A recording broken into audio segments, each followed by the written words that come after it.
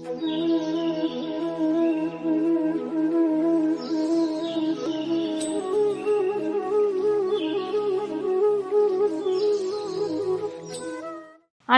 வணக்கம்.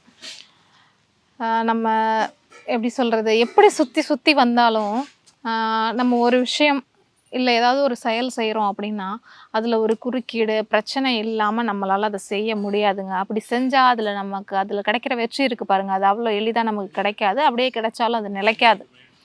அதனால என்ன பண்ணுவோம், ஒரு பிரச்சனை இருக்குது அப்படின்னா அந்த பிரச்சனையை நம்ம எப்படி அதை சரி பண்ணணும் அப்படிங்கிறதையும் நம்ம தான் சொல்லி கொடுக்கணும்.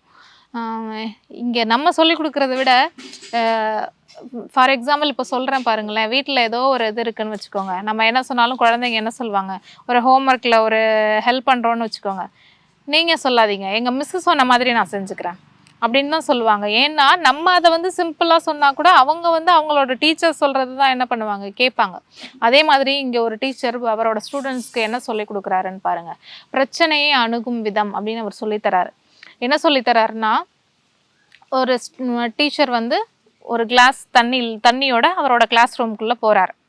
போனோன்னே எல்லாரும் எந்திரிச்சு விஷ் பண்ணுறாங்க. இவரும் பதிலுக்கு விஷ் பண்ணிவிட்டு உட்காருங்க அப்படின்னு சொல்கிறார். சொல்லிவிட்டு அவர் கேட்குறாரு, இது என்ன தெரியுதா அப்படின்னு கேட்டோன்னே கிளாஸ் டம்ளர் அப்படின்னு சொல்கிறாங்க எல்லாரும். கிளாஸ் டம்ளர் ஓகே, அதுக்குள்ளே என்ன இருக்குது அப்படின்னு கேட்குறாரு. கிளாஸ் டம்ளரில் தண்ணி இருக்குது சார் அப்படின்னு சொல்கிறாங்க எல்லாரும். சரிப்பா, இதோட வெயிட் எவ்வளோ இருக்குன்னு சொல்லுங்கள் அப்படின்னோடனே எல்லாரும் 200 கிராம், 150 கிராம், 100 கிராம், 50 கிராம் அவங்கவுங்களுக்கு தெரிஞ்சதை ஆளாளுக்கு ஒரு பதில் சொல்கிறாங்க. சரி, இப்போ நான் இதை என் கையில் வச்சுட்டு இருந்தா என்ன ஆகும் அப்படின்னு கேட்குறாரு. ஒன்றும் ஆகாது சார் அப்படின்னு சொல்கிறாங்க பசங்க. சரி, ஒரு அரை மணி நேரம் வச்சுட்டு இருந்தா அப்படின்னு கேட்குறாரு. அப்போ ஒன்றும் நடக்காது சார் அப்படிங்கிறாங்க. சரி, நான் இதை ஒரு மணி நேரம் வச்சிட்ருக்கேன் அப்படின்னா உங்கள் கை வலிக்கும் சார் அப்படின்னு சொல்கிறாங்க. சரி, நான் இதை ஒரு நாள் ஃபுல்லாக என் கையிலே வச்சிட்டு இருந்தா அப்படின்னு கேட்குறாரு. உங்கள் கையே மரத்து போயிடும் சார் அப்படின்னு சொல்கிறாங்க ஸ்டூடெண்ட்ஸ். ஏன் மரத்து போகுது அப்படின்னு கேட்குறாரு. உங்கள் கை வலிக்கும் சார், அப்புறம் கொஞ்சம் கொஞ்சமாக நீங்கள் அதே கையிலே எப்படி சார் அதை தாங்கிட்டு இருக்க முடியும் அப்படின்னு கேட்குறாங்க. சரி, இதை நான் தாங்கிட்டு இருக்கிறதுக்கு காரணம் இந்த கிளாஸ் டம்ளர் தானா அப்படின்னு கேட்குறாரு. இல்லை சார், அது அப்படிங்கிறாங்க. சரி, இதை நான் இப்படி கேட்குறேன், உங்களுக்கு புரியுதான்னு பாருங்கன்னு சொல்லிட்டு இதை நான் கையிலே வச்சிட்டு இருக்கிறதுனால இந்த கிளாஸ் டம்ளரோட வெயிட் மாறிடுமா, அதிகமாகிட்டே போகுமா அப்படின்னு கேட்குறாரு. இல்லை சார், அது அப்படின்னு அப்பவும் ஸ்டூடெண்ட்ஸ் எல்லாம் தடுமாறுறாங்க பதில் சொல்கிறதுக்கு. உடனே இவர் சொல்கிறாரு, சரி, நான் இப்போ இதுக்கு ஆன்சர் சொல்லுங்கள். இப்போ நான் அந்த கிளாஸ் டம்ளரை என்ன பண்ணணும், என் கை மரத்து போகாமல் இருக்கணும்னா அப்படின்னு கேட்குறாரு.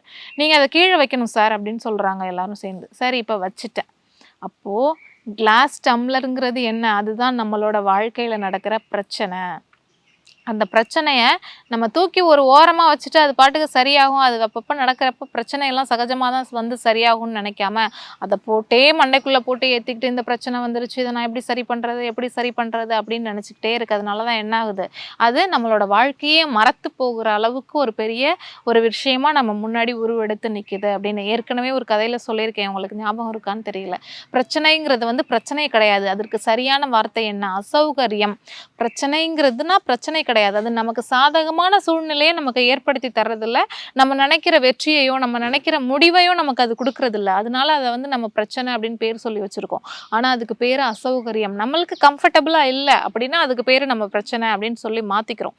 அதனால முடிஞ்ச வரைக்கும் அது எப்படிப்பட்ட பிரச்சனையாக இருக்கட்டும், எப்படிப்பட்ட சூழ்நிலையாக வேணாலும் இருக்கட்டும், அதை தூக்கி ஓரமாக கொஞ்சம் நேரம் வச்சுட்டு நீங்களாக உட்காந்து யோசிங்க. ஒரு 10 நிமிஷம் நீங்களாக உட்காந்து யோசிங்க, எல்லாமே சரியாயிடும். அதெல்லாம் உங்களுக்கு ஒரு பெரிய பிரச்சனையே கிடையாது. அதுதான் இந்த ஆசிரியரும் சொல்லிக் கொடுக்குறாரு. இந்த டம்ளருங்கிறது தான் நம்ம பிரச்சனை. பொழுதைனைக்கு தூக்கி கையில் சுமக்கிற மாதிரி சுமந்துக்கிட்டே இருக்கும், தலைக்குள்ளே போட்டு ஏற்றிக்கிட்டே இருக்கும். அதனால தான் நமக்கு தலைவலி, ப்ரெஷர், டென்ஷன் எல்லாமே வருது. பிரச்சனை அது போகட்டும் அப்படின்னு தூக்கி கடாசிட்டு நீங்கள் உங்கள் வேலையை பாருங்கப்பா அப்படின்னு அவங்க மாணவர்களுக்கு சொல்கிறாரு. அதே மாதிரி தான் நானும் சொல்கிறேன். எவ்வளோதான் பிரச்சனை வந்தாலும் அதை எப்படி சமாளிக்கணும்னு சொல்லி கொடுங்க, அதை எப்படி தைரியமாக எதிர்த்துக்கணும், அதை எப்படி ஓரமாக வச்சுட்டு அவங்க வேலையை பார்க்கணுங்கிறதையும் சொல்லி கொடுங்க. இவ்வளோ நானும் உங்ககிட்ட சொல்லிக்கிட்டே இருக்கேன் மாற்றி எல்லாத்தையும்.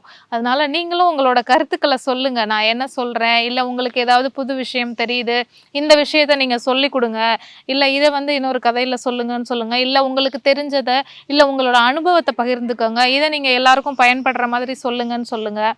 உங்கள் பெயரோட சொல்கிறதுக்கு கூட நான் தயாராக இருக்கேன், உங்கள் அனுமதியோடு தான் கேட்குறேன். ஏன்னா நானும் எப்போ பார்த்தாலும் சொல்லிகிட்டே இருக்கேன், லைக்ஸ் மட்டும்தான் போட்டுக்கிட்டே இருக்கீங்க. நீங்கள் ஏதாவது கருத்து சொன்னீங்கன்னா தான் எனக்கும் தெரியும் இதை நான் இன்னும் எப்படி டெவலப் டெவலப் பண்ணிக்கணும், இல்லை இதில் என்ன மாதிரி கருத்தை சொல்லணும், இல்லை எப்படி இன்னும் சிம்பிளாக சொல்லணுமா அப்படிங்கிறத. அதனால எப்பவும் போல் கேட்டுட்டு போயிடாமல், பார்த்துட்டு விட்டுட்டு போயிடாமல், நான் இன்னும் எப்படி சொல்லணும், இல்லை உங்களுக்கு தெரிஞ்ச அனுபவத்தை சொல்லுங்கள், நான் அதை பகிர்ந்துக்க தயாராக இருக்கேன். ஏன்னா உங்கள் மூலமாக எல்லாரும் எல்லார்கிட்ட இருந்தும் கற்றுக்கலாம். அதனால எந்த விஷயமும் தப்பு கிடையாது. நல்ல விஷயத்த எல்லார்கிட்ட இருந்துமே கற்றுக்கலாம். சரியா? அதனால நீங்களும் உங்களுக்கு தெரிஞ்ச கருத்துக்களோ கதையோ இல்லை அனுபவமோ எதாக இருந்தாலும் பகிர்ந்துக்கங்க. நானும் அதை மற்ற எல்லாருக்கும் தெரியப்படுத்துகிறேன். நன்றி, வணக்கம்.